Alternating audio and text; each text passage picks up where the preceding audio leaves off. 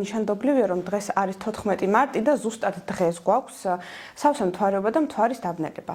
ზოგადად დაბნელებები არის ხოლმე კლასიკურად წელიწადში ორჯერ, როგორც წესი გაზაფხულზე და შემოდგომაზე, შესაბამისად ეს პერიოდები არის ხოლმე ტრანსფორმაციული. რას ნიშნავს ახლა ეს, ხო? დაბნელება რომ ხდება მზის და მთვარის, ეს ხსნის ერთგვარ ტრანსფორმაციულ პორტალს და საკმაოდ საბედისწერო ცვლილებების პერიოდია ხოლმე. ეს დერეფანი, ანუ იგივე დაბნელებების კორიდორი გვაქვს 14 მარტიდან 29 მარტის ჩათვლით. და კონკრეტულად რა ნიშნებს შეეხება, ხო? თან რო ვთქვათ ესეც. ვინაიდან დღეს გვაქვს კომბინაცია მზე, თევზი, მთვარე, ქალწული, რა თქმა უნდა, თევზებს და ქალწულებს განსაკუთრებით შეეხებათ და კიდევ ტყუპებს და მშვილდოსნებს და ასევე მზის დაბნელება გვექნება უკვე 29 მარტს. და ეს შეეხება უკვე სასწორებს, ვერძებს, კირჩხიბებს და თხის რქებს. აი ამ ნიშნებზე განსაკუთრებით ექნება გავლენა. თუმცა შეგვიძლია ვთქვათ, რომ ეს ემოციური ფონი, აი ყველა მგრძნობიარე ადამიანში მაინც მომატებულია, ხო? იმიტომ რომ დაბნელებები არა მხოლოდ ცალკეულ ზოდიაქოებზე იწვევს გავლენას, არამედ ყველა ადამიანზე, ხო? ამიტომ თუ გქონდათ დაუშვათ წინა პერიოდში მომატებული დეპრესიულობა, დაუშვათ ან ემოციური ფონი, ან კონფლიქტურობა, ან ძილიანობა, ან პირიქით უძილობა, ხო? ეს ყველაფერი გამოიწვია სწორედ იმან, რომ სანამ დაბნელებების პერიოდი დაიწყება, 2-3 კვირით ადრე ადამიანები უკვე გრძნობენ აი ამ ტრანსფორმაციულ პროცესს. და რა რეკომენდაციები შეგვიძლია ვთქვათ? აი ამ ორკვირიანი პერიოდის განმავლობაში 14 მარტიდან 29 მარტის განმავლობაში, ხო? თუ არ არის გადაუდებელი, უმჯობესია რომ არ გავაკეთოთ ოპერაციები დავუშვათ, ახალი შენაძენები, დოკუმენტებზე ხელის მოწერა, სერიოზული გადაწყვეტილებები დავუშვათ, ხო და წამოწყებები. აი ეს მნიშვნელოვანია რომ გავითვალისწინოთ. ყველაზე შემიძლია ვთქვა, ყველა ადამიანისთვის უნივერსალური რჩევა არის ახლა ეს, რომ რა თქმა უნდა, მაქსიმალურად მივხედოთ ჩვენს მენტალურ ჯანმრთელობას და ის შფოთიანობა, ის ნერვოზულობა, ხო, რაც შემოიტანა ცოტა და ეს არასტაბილური ემოციური ფონი ამ პერიოდმა რომ შემოიტანა, კარგია მედიტაციები დავუშვათ, ხო? სუნთქვითი ვარჯიშები, პრაქტიკები, ასევე მშვენიერია თუნდაც სპორტი, ვარჯიში, ხო?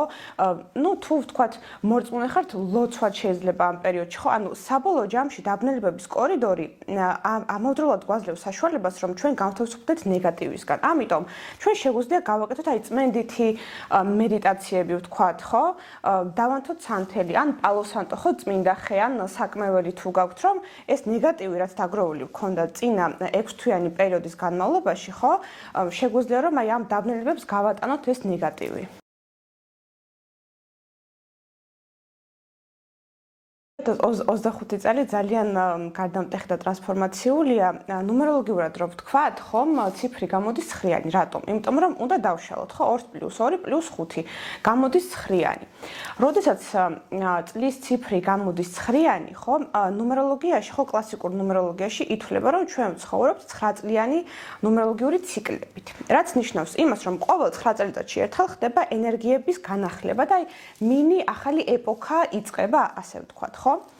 შესაბამისად 2025 წელი ბევრ პროცესს დაამთავრებს, რაც გაწელილია, მათ შორის პოლიტიკურ პროცესებს, ბევრ ახალს გააჩაღებს და წამოიწყებს, ხო?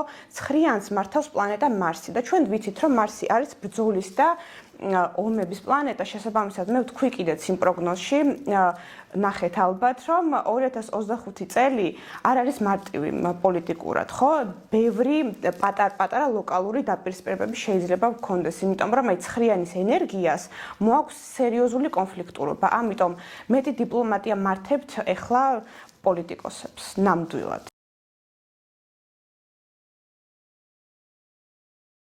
რა თქმა უნდა, დიახ, მაგრამ ეს არ არის მხოლოდ ზოდიაქოს ნიშანი. აი ზოდიაქოს რო ვამბობთ, ეს არის მზის ნიშანი იგულისხმება, ხო? ანუ მზე გადიოდა გარკვეულ თანავარსკვლავედს თქვენ რომ დაიბადეთ. აი მზე თუ კირჩხიბში დგას, ესე იგი თქვენ კირჩხიბი ხართ, მაგრამ აქ მნიშვნელოვანია რომ ჩვენი პერსონალური, ანუ ნატალური რუკა გვქონდეს შედგენილი და სწორედ იქ ჩანს, რა პოტენციალი აქვს ადამიანს, რა სფეროში შეიძლება მიაღწიოს წარმატებას და ასევე რა კარმული მისია აქვს მას, ხო? აი კარმაზე რო ვსაუბრობთ, ხო? ანუ რა მისით მოვედით და ასე შემდეგ. ეს ყოველივე ჩანს არა მზის ნიშნით, არამედ პირად რუკაში, აი კარმული კვანძების მდებარეობით.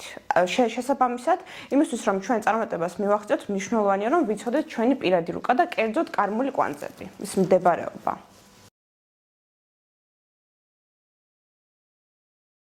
Manifestაცია საკმაოდ საინტერესო ფენომენია. აი, ეხა ბევრი ინფორმაცია ვრცელდება ხოლმე манифестაციაზე ინტერნეტში და მნიშვნელოვანია აქ სეპარაცია, რომ აი, რა არის სწორი და რა არასწორი ამ ტექნიკაში, ხო? იმიტომ რომ არასწორად თუ გავაკეთებთ, შეიძლება პირიქით, ანუ ზიანიც მოიტანოს ამან, ხო? манифестაცია გავშიფროთ, რას ნიშნავს? манифестაცია არის რეალობის გასაცნობიერებული პროგრამირება, რაც ნიშნავს იმას, რომ ადამიანს შეუძლია რომ თვითონ შექმნას თავისი რეალობა, ხო, მოიზიდოს ან ნეგატიური, ან პოზიტიური ვერსიები თავისი მომავლის. შესაბამისად, манифестაციის დროს ჩვენ ვხვდებით ერთგვარი შემოქმედი ჩვენი მომავლის, აი გათვითცნობიერებული შემოქმედი.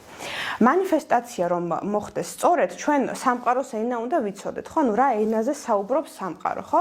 სამყარო არ აღიქვავს ნეგატიურ ფორმულირებებს, რაც ნიშნავს იმას, რომ აი დავუშვათ, მე არ მინდა მქონდეს პრობლემები.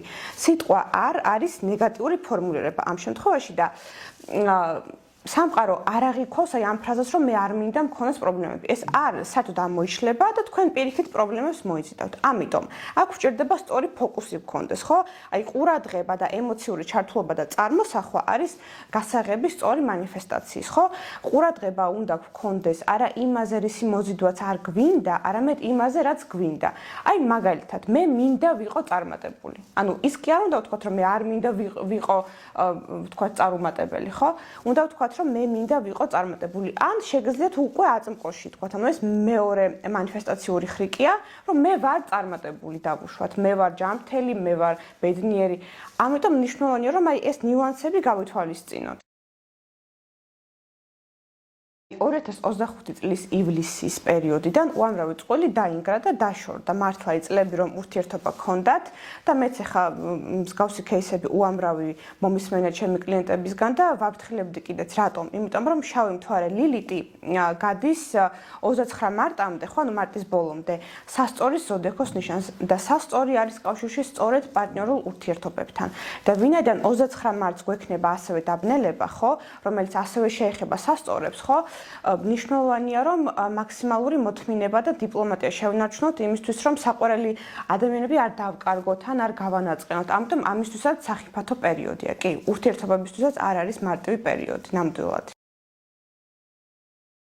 ასევე ნიშანდობლივია რომ 14 მარტიდან, აი 14 საკმაოდ ისეთი რევოლუციური დღე გამოდის, იმიტომ რომ თან გვაქვს დაბნელება, თან 14 მარტს გვაქვს მერკურის რეტროგრადულობა იწყება, ხო? 6 აპრილის ჩათვლით. რას ნიშნავს ახლა ეს? იქნება უფრო მეტი მის კომუნიკაცია ადამიანებს შორის, ტექნიკა გაჭედავს, შეიძლება აირიოს გრაფიკები, ხო? და მოგზაურობის დროს უამრავი ხარვეზი შეიძლება გქონდეს. დოკუმენტებზე ხელის მოწერა არ ვარგა ამ პერიოდში, ტექნიკის შეძენაც არ ვარგა, იმიტომ რომ ხშირად მე აბრუნებენ და გამოცვლა არის ხოლმე საჭირო.